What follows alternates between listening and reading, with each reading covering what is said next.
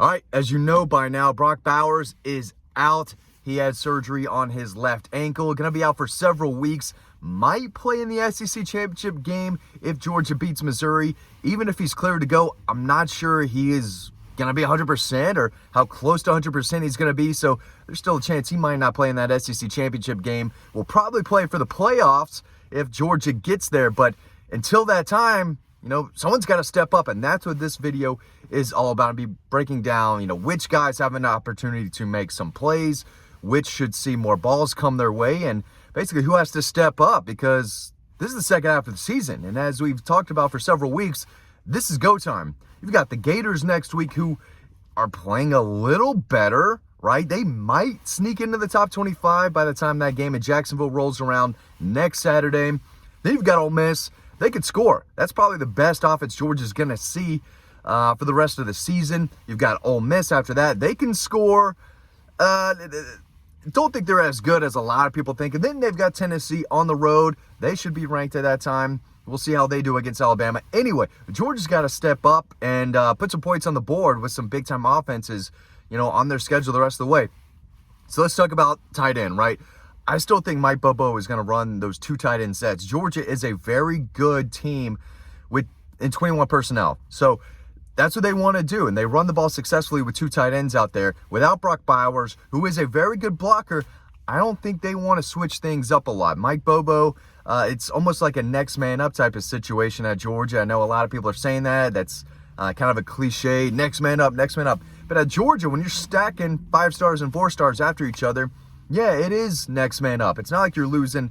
They are losing their best player, right? He's the best player, might be the best player in college football. But it's not like there's some 3-star freshman coming right behind him. Lawson Lucky is a freshman. But I still think we're going to see 2 tight ends out there a good bit of the time, and they're just going to have to step up and play the way the staff thinks they are. Now, at wide receiver, those guys are going to see some passes too. Now, they're not looking to replace Brock Bowers' talent because you can't do that. But you can replace his production. Just got to figure out the best way to do it. I think Mike Bobo has done a good job with Carson Beck, giving him some easy throws. Kirby talks all the time about an extension of the run game. That's where Carson gets the ball and immediately throws out to one specific receiver who's got a blocker in front of him on the perimeter.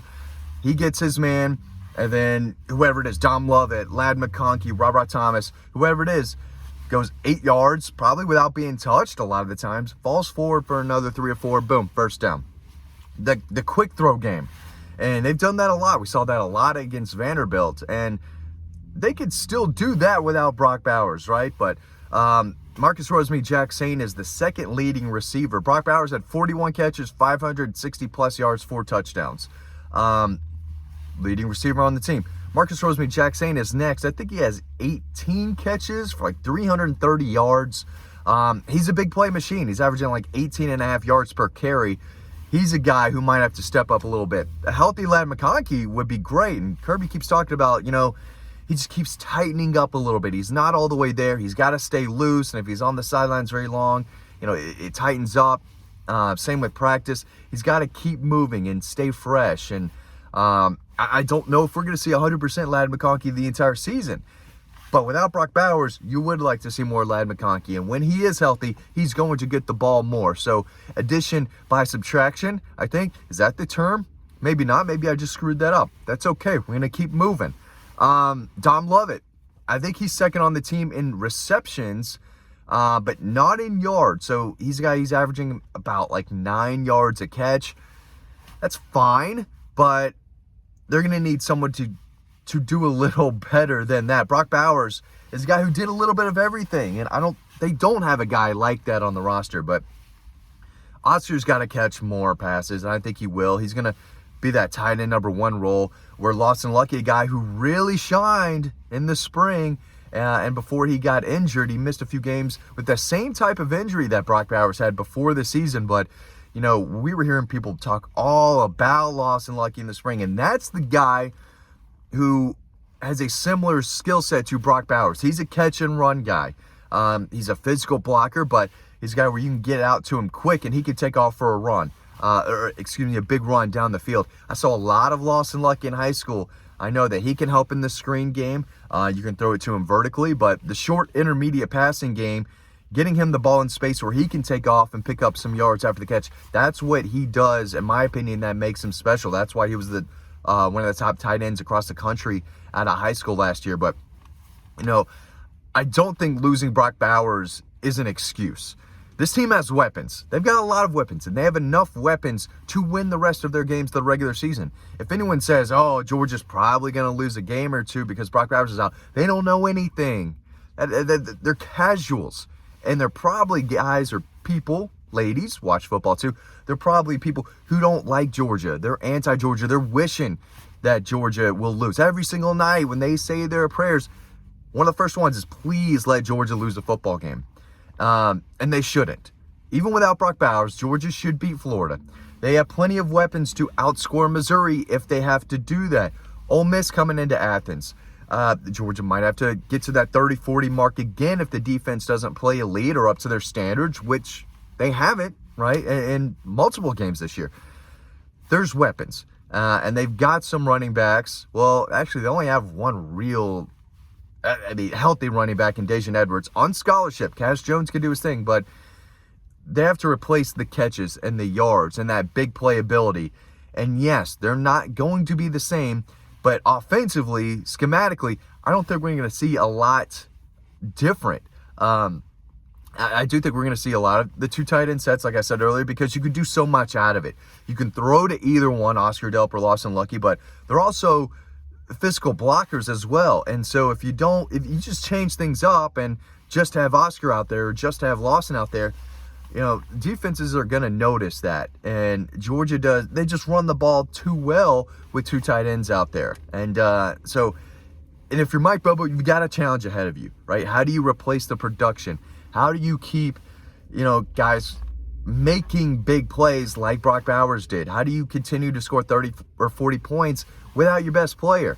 And how do you do it with two tight end sets? You don't want to give the defense, whoever it is, a different type of look just because Brock Bowers is out. They're going to catch on to that. So they want to run their same offense. Mike Bobo has an ego. Yes, he wants to get it to their best players, and he wants to run the offense through their best players, but he doesn't want to switch everything up. He knows what works. And, as offensive coordinator at Georgia years ago, they had injuries, quite a few. And sometimes, like in 2013, there were too many injuries for them to be the same team. I mean, Aaron Murray was throwing to Rhett McGowan. Rhett McGowan. Are you kidding me? That should never happen. But that shows how injured that team was. And they lost a few games because of it. This year, this team, there's too many weapons. Marcus Rosemy-Jacksaint is a good player. Tom Lovett is a good player. Finally scored a touchdown, but I think he could see more opportunities there. Ra Thomas could step up. Arian Smith, who knows? Who knows about Arian Smith? But I know Oscar Delp is ready for this moment. I've known the kid for several years now. I'm sure in the back of his mind, he's sad for his buddy Brock Bowers, who he's become close with, but he knows this is an opportunity to step up and show college football, hey, I can do this too. I can make big plays. I can be tight end number one, and I can be a difference maker. Now, he doesn't have the same skill set as Brock Bowers. I said earlier, Lawson Lucky does, and we'll see some Lawson Lucky, but I think this is a big opportunity for everyone who said, oh, okay, the alpha, the best player on the team, is going to be gone for several weeks. Maybe I'm the alpha. Maybe it's my turn to step up and be that number one option. If a big play needs to be made, a key third down, key fourth down, key play in the red zone, I want to be that guy now. And so if you're Marcus Rosemy-Jacksaint, if you're Ra Thomas, who's played, better football more and more, if you're Ladd McConkey, I know you're dinged up a little too, man, but you got to get healthy because this team is going to need you now. And they've won games basically all year without Ladd McConkey. I think his season high in receptions is 3? This is off the top of the dome. I don't have my numbers with me because I'm in the car. I don't have an office right now. It's just what we got to do. But someone has to step up, and we're going to see who it is. I don't have an exact guy right now who's saying this is going to be the guy. No, they're going to spread this out a little bit, and I think it's up to Mike Bobo and Carson Beck to distribute the ball more than they have all season. Can't focus on one guy because your alpha's out.